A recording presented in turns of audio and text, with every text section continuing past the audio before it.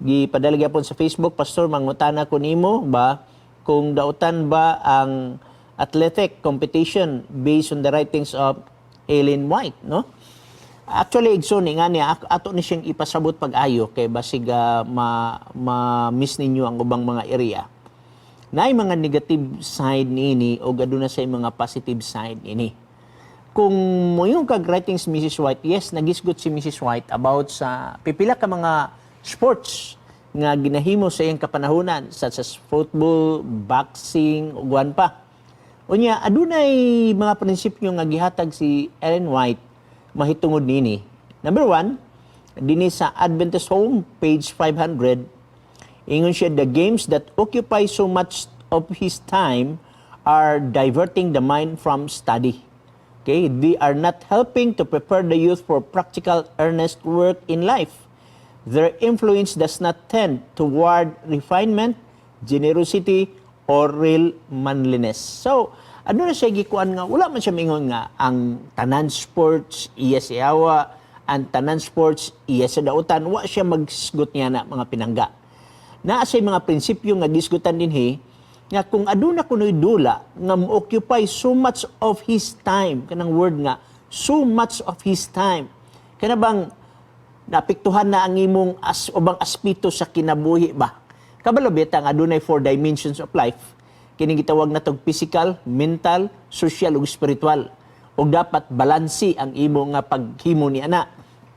Dili ingon nga puro na lang ta physical or sports, unya ato na naniglik ang gitawag nga social nga bahin or ang mental nga bahin o ang gitawag nato og spiritual nga bahin.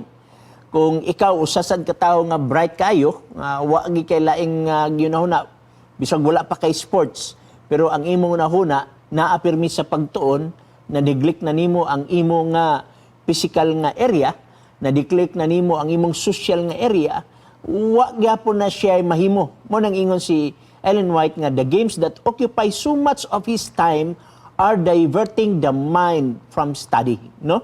So nasa usa ka prinsipyo nga gihatag dire sa Spirit of Prophecy, ingon sa dinhi sa Medical Ministry page 48, it is Satan's work to excite pride and ambition, selfishness, and love for supremacy. So kana bitang makanay mga dula igsuon ngay na may mga tawo nga dili sports, no? Nay mga tawo nga ang iyang nga objective kinahanglan mo excel siya, to the extent nga wa siya kabantay nga ang iyang mga amigo iyan ang nalakangan. Yan, ingon siya dinhi, it is Satan's work to excite pride. Kabantay mo say nga adunay mga federation, association nga ang ilang hunahuna didto daan sa ilang simbahan, gi-instructan na sila nga kinahanglan mauli mo nga nay premyo ha. Kinahanglan mauli mo diha nga nag-champion ta ha. So nasa hunahuna sa batan-on nga kinahanglan ilag yung daogon ang dula.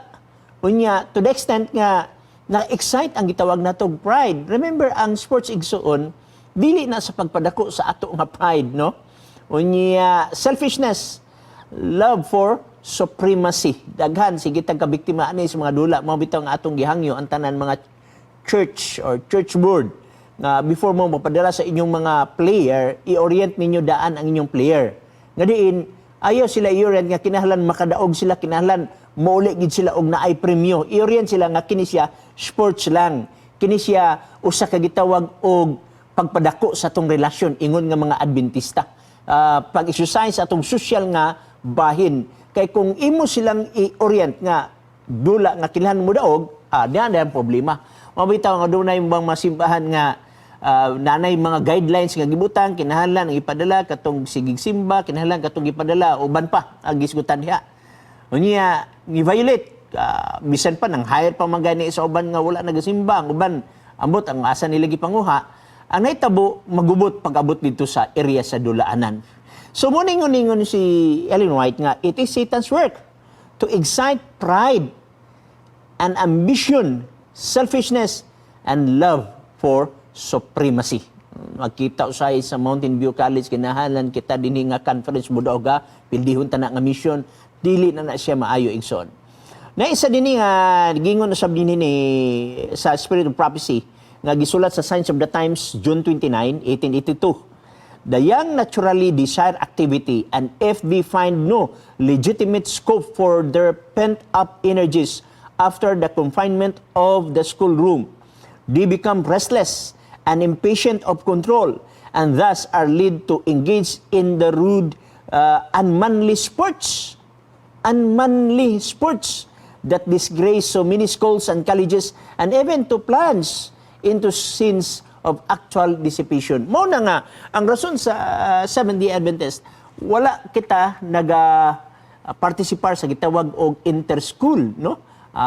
Dula colleges sa laing college, university sa laing universities, unya wala kita ga bansay niya na igsoon kay ang ato manggiampingan igsoon nga dili mo excite ang pride, dili na mag-excite ang gitawag natong kaning mga selfishness of love for supremacy, love of pleasure, unya unmanly sports. Pero ang sports maayo na ay positive usab nga side sa gitawag natong sports. Gani ang spirit of prophecy nagisgot ini.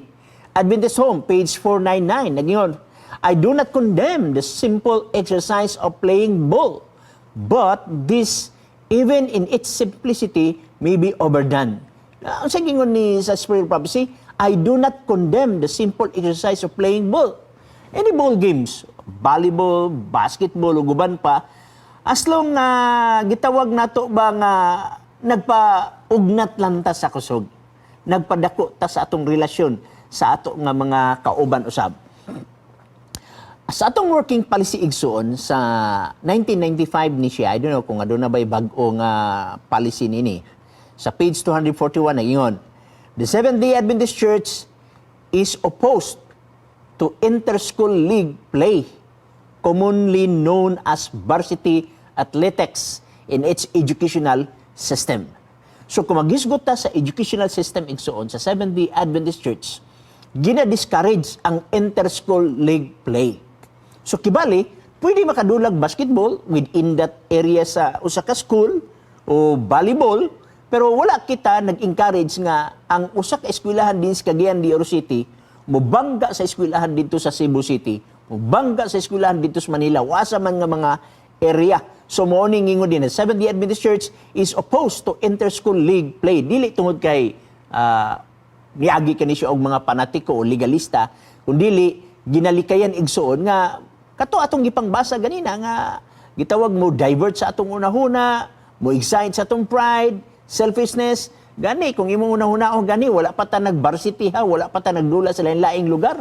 Pag abot niya na usay magkaaway pa diya sa fellowship o sa association o mismo pa sa gitawag nato og federation.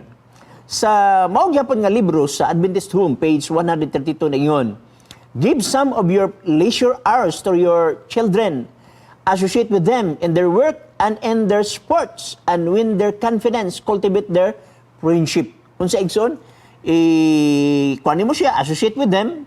Association naman ni ato, dula-dula, inabigo, pagpaugnat sa kusog, padako sa relasyon, unya, atong gayran mo cultivate og friendship. No? Muna nga friendship games o guban pa dinhi sa ato sa gani sa atong union, dinhi sa tennis court nato daghang ga bisita diri mga dili mga Adventist, ang uban mga judge, ang uban mga nasa man kalilain nga mga departamento sa gobyerno kay ngano ang ato is friendship game man siya.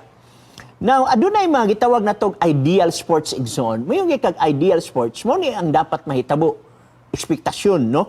Sa basketball ba, sa volleyball, number one, it is gitawag na to wholesome physical activities. May kag wholesome igsoon, meaning to say, nagbaton yun ka og ethical, no? Nagbaton ka og gitawag og di nimo gamito og emotional nga diin, ma-emotion ta dula kay gusto kita mo daog. Undili kinahanglan adunay gitawag na to develop proper Christian values sa ato nga pagdula, no? O gano'n natin gitawag og development of sound athletic policies. Develop strong Christian sports program would be more beneficial than the disjointed effort that now exists. No? Unya aduna natin gitawag sports programs at SDA need the support of Adventist Church. Kinahanglan na diha ang ato mga kadagkuan, ang ato nga mga elder, guban pa, nga din mo tampo usab ta sa gitawag nato og sports. Adunay uban mingon nga, Pastor, that is competition. Volleyball competition, basketball competition. So dili tanan competition nga gitawag nato og gidili.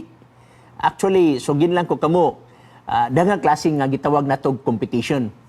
Na gitawag og literature competition, na gitawag og political competition, na gitawag natong sports competition, na gitawag natong academic competition, daghang klase nga mga competition, napay religious competition igsoon.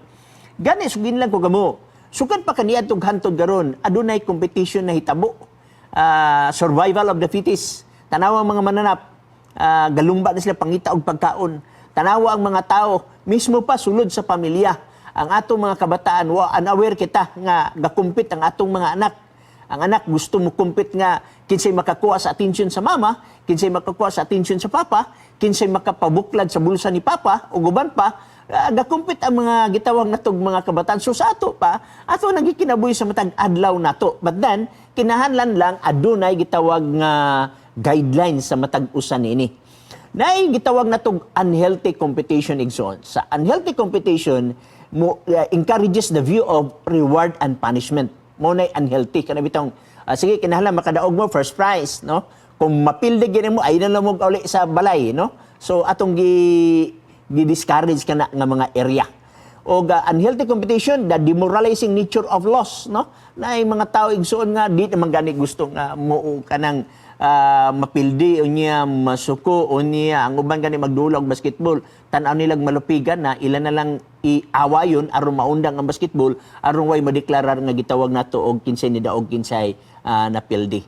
Unya winning builds up ego and encourages antisocial behavior. May kag antisocial behavior igsoon ilabi na sa uban nga usay kaning basketball kay physical man ni siya, mabanggaan lang gamay, mabilin ang siko, masikan o baka intentional nga foul o guban pa, mo na dili gitaw nato nga mga gitawag unhealthy competition. Sa unhealthy competition increases stress and lower performance levels. So imo makita niyo nga tanaw nimo mga player giso na taas ra bang expectation ang church nga kinahanglan mo uli ta nga makadaog, so adunay stress level nga makita nining mga tawhana. Og niya lead children to envy winners and dismiss loser. So muna nga kinahanglan bantayan nato na i-orient nato atong mga batanon sa pagdula, labi na nga dula ang Congress. Kung aduna may dula diha sa Congress igsoon, hangyo nato sa tanan nga mga church nga i-orient ang atong mga player nga sports lang. Aya pagunahuna nga adunay mudaog nga din mapildi sila dili maayo paminawon igsoon, no? Now, nagingon din higsoon kay usahay makahatag og competition kani mingo bitawg have big rewards for winners, no? Kini mo mga reward system igsoon mo magdala usahan og contributing factors nganong adunay dili panagkasabot sa pagdula sa pagbasketball. Embarrass, humiliate or punish losing, no? Unya aduna na gitawag natong color wars, kini sila mga yellow ni sila, kini sila mga blue guban pa. So, ingana nga mga punto igsoon, kinahanglan adunay healthy competition o kanay atong i-promote sa atong mga schools, no? For example, unsa maning healthy competition? The promotion of sportsmanship and teamwork. So sa dula igsoon, mo develop ang batanon na og sportsmanship og teamwork. Kaya naman naamoy set play, naamoy mga plano, ga-develop ang bata, ga-learn ang bata. Dili kay mo learn ta og hatred sa ato kadula. Dili kay gusto na ta nga ato silang i-overpower. Sa healthy competition, gitawag na to build self-concept and prepares children for life. Napay gingo diha helps people to learn strengths and set goals. Teaches discipline and self-motivation, reduces anxiety and depression na ma-release magud sa bata, labi na especially mga bata igsoon nga athletic kaya sila dili kapuyon ng mga bata.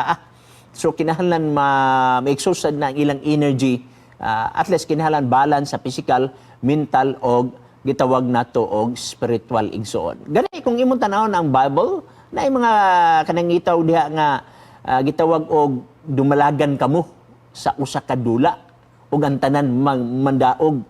So sa ato pa win-win ang dating niya na mga pinangga. So ingana lang nga mga punto ang ato i-share mahitungod ni ana nga mga area, mga pinangga. Bueno, kung aduna mo yung mga pangutana, tawag mo, no? Aron tagaan na to og pagtagad ka na nga mga gitawag na to area. Okay?